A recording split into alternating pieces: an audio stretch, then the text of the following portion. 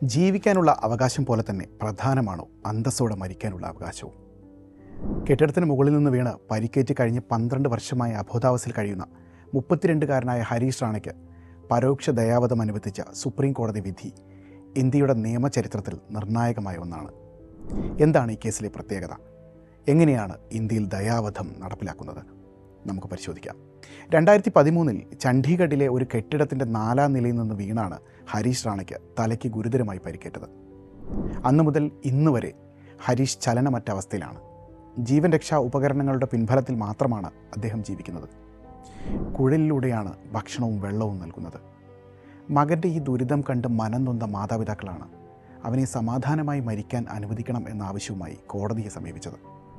എയിംസിലെ വിദഗ്ധ ഡോക്ടർമാരുടെ പാനൽ പരിശോധിച്ച ശേഷം ഹരീഷിന് ജീവിതത്തിലേക്ക് മടങ്ങി വരാൻ സാധ്യതയില്ലെന്ന് വിധി എഴുതി. തുടർന്നാണ് ചരിത്രത്തിൽ ആദ്യമായി സുപ്രീം കോടതി തന്നെ നേരിട്ട് ഇത്തരമൊരു അനുമതി നൽകുന്നത്. ഹരീഷ് റാണയെ എയിംസിലേക്ക് മാറ്റി ദയാവധത്തിനുള്ള സാഹചര്യം ഒരുക്കാനും നടപടികൾ മാനുഷികമാവണമെന്നും കോടതി നിർദ്ദേശത്തിൽ പറയുന്നുണ്ട്. രാജ്യത്ത് ദയാവധ സമയത്തെ പരിചരണം സംബന്ധിച്ച് കൃത്യമായ അല്ലെങ്കിൽ ഒരു സമഗ്രമായ നിയമം നിലവിലിൽ നിന്ന് ചൂണ്ടിക്കാട്ടിയ ബെഞ്ച് ഇക്കാര്യത്തിൽ ഒരു നിയമനിർമ്മാണം നടത്തണമെന്നും കേന്ദ്ര സർക്കാരിനോട് ആവശ്യപ്പെടുന്നുണ്ട്. എന്താണ് ദയാവധം? 2 തരം ദയാവധങ്ങളാണ് നിയമ സംവിധാനങ്ങളുടെ മുന്നിൽ പലപ്പോഴും പരിഗണിക്കപ്പെടുന്നത്. അതിലൊന്നാമത്തേത് ആക്റ്റീവ് യൂത്തനേഷ്യയാണ്. മരുന്ന് കുത്തിവെച്ചോ സമാനമായ മാർഗങ്ങളിലൂടെയോ ഒരാളെ മരിക്കാൻ സഹായിക്കുന്ന മാർഗമാണിത്. ഇത് ഇന്ത്യയിൽ ഇപ്പോഴും നിയമവിരുദ്ധമായാണ് കണക്കാക്കപ്പെടുന്നത്. മറ്റൊന്ന് പാസീവ് യൂത്തനേഷ്യയാണ്. ഒരാളുടെ ജീവൻ കൃത്രിമമായി നിലനിർത്താൻ സഹായിക്കുന്ന വെന്റിലേറ്ററോ ഭക്ഷണക്കുഴലോ നീക്കം ചെയ്ത് സ്വാഭാവിക മരണത്തിന് അനുവദിക്കുന്ന നടപടിയാണിത്. ഇത് ഇന്ത്യയിൽ ഇപ്പോൾ നിയമപരമാണ്. ജീവിക്കാനുള്ള അവകാശം പോലെ തന്നെ വേദനയില്ലാത്ത മരണം എന്നത് മനുഷ്യാവകാശമായി മാറുന്ന കാഴ്ചയാണ് നാം കാണുന്നത്. ഇന്ത്യയിൽ ദയാവധ ചർച്ചകൾക്ക് തുടക്കമിട്ടത് അരുണ ഷാൻബാഗ് എന്ന നഴ്സിൻ്റെ കേസാണ്. 42 വർഷം ആശുപത്രി കിടക്കയിൽ അബോധാവസ്ഥയിൽ കഴിഞ്ഞ അരുണയ്ക്ക് വേണ്ടി പിങ്കി വിരാനി എന്ന മാധ്യമപ്രവർത്തകയാണ് കോടതിയെ സമീപിച്ചത്. അന്ന് അനുമതി ലഭിച്ചില്ലെങ്കിലും ദയാവധത്തിനുള്ള കൃത്യമായ മാർഗനിർദ്ദേശങ്ങൾ രൂപീകരിക്കാൻ ആ കേസ് കാരണമായി. തുടർന്ന് 2018 കോമൺ കോസ് എന്ന സംഘടന നൽകിയ കേസിലൂടെ ലിവിംഗ് വിൽ അഥവാ മുൻകൂട്ടി തയ്യാറാക്കിയ മരണപത്രം ഇന്ത്യയിൽ നിയമസാധുത നേടി. 2018 സുപ്രീം കോടതിയുടെ ഈ ചരിത്രപ്രധാനമായ വിധിയിലൂടെയാണ് അന്തസ്സോടെ മരിക്കാനുള്ള അവകാശം മൗലിക അവകാശമായി അംഗീകരിക്കപ്പെട്ടത്. 2018 സുപ്രീം കോടതി പുറപ്പെടുവിച്ച ചരിത്രപ്രധാനമായ വിധി ഇന്ത്യയിലെ ദയാവധം സംബന്ധിച്ച നയങ്ങളിൽ വിപ്ലവകരമായ മാറ്റമാണ് വരുത്തിയത്. പ്രധാനമായും 3 കാര്യങ്ങളാണ് വിധിയിൽ സുപ്രീം കോടതി മുന്നോട്ട് വെച്ചത്.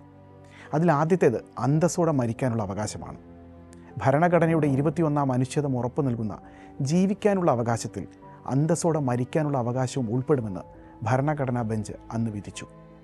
ഒരാൾ ജീവിതത്തിലേക്ക് മടങ്ങി വരാൻ സാധ്യതയില്ലാത്ത അവസ്ഥയിൽ മെഷീനുകളുടെ സഹായത്തോടെ മാത്രം ജീവൻ നിലനിർത്തുന്നത് അന്തസ്സില്ലാത്ത അവസ്ഥയാണെന്നും കോടതി നിരീക്ഷണത്തിലുണ്ടായിരുന്നു. രണ്ടാമതായി ലിവിംഗ് വിൽ അഥവാ മുൻകൂട്ടി നിർദ്ദേശം എന്ന കാഴ്ചപ്പാടും കോടതി മുന്നോട്ട് വെച്ചു.